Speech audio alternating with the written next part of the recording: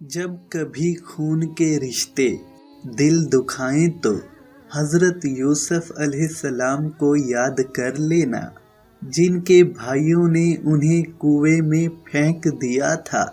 جب کبھی لگے کہ تمہارے والدین تمہارا ساتھ نہیں دے رہے تو ایک بار حضرت ابراہیم علیہ السلام کو ضرور یاد کر لینا، جن کے بابا نے ان کا ساتھ نہیں دیا تھا بلکہ ان کو آگ میں پھینکوانے والوں کا ساتھ دیا تھا۔ جب کبھی لگے کہ تمہارا جسم بیماری کی وجہ سے درد میں مبتلا ہے تو ہائے کرنے سے پہلے صرف ایک بار حضرت ایوب علیہ السلام کو یاد کر لینا، جو تم سے زیادہ بیمار تھے۔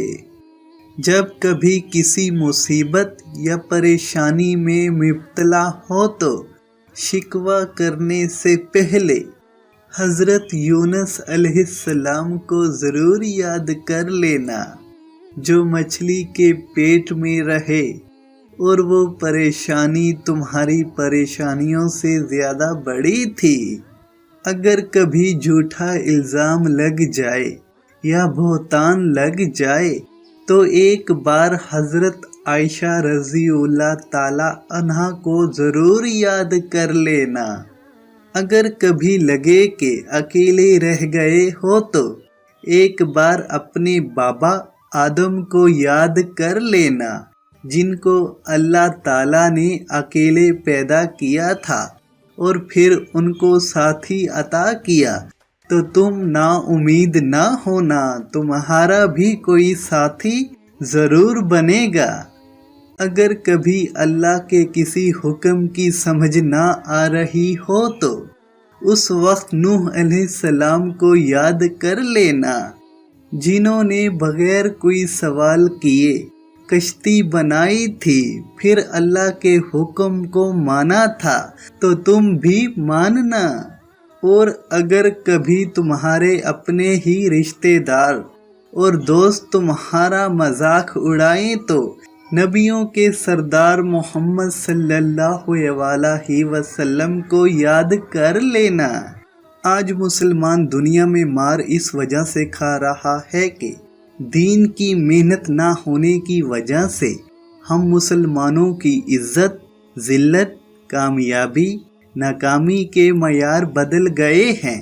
جن چیزوں میں کامیابی تھی ان کو ناکامی سمجھ لیا، اور جن چیزوں میں ناکامی ان کو کامیابی سمجھ لیا۔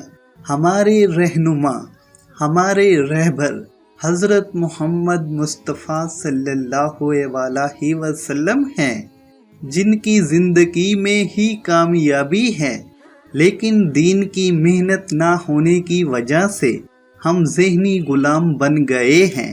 کافر آدھے سر کے بال کٹواتے ہیں تو ہم بھی شروع ہو جاتے ہیں، وہ پینٹ پھاڑ کے پہنتے ہیں تو ہم بھی شروع ہو جاتے ہیں۔ اس غلامی کی زندگی سے نکلنے کا ایک ہی حل ہے، دین کی محنت، جو سارے انبیاء علیہ السلام نے کی۔ تمام نبیوں کو اللہ تعالیٰ نے آزمائش میں ڈالا کہ ہم ان کی زندگی سے صبر و استقامت، ہمت، تقوی اور ڈٹے رہنے کا سبق حاصل کریں۔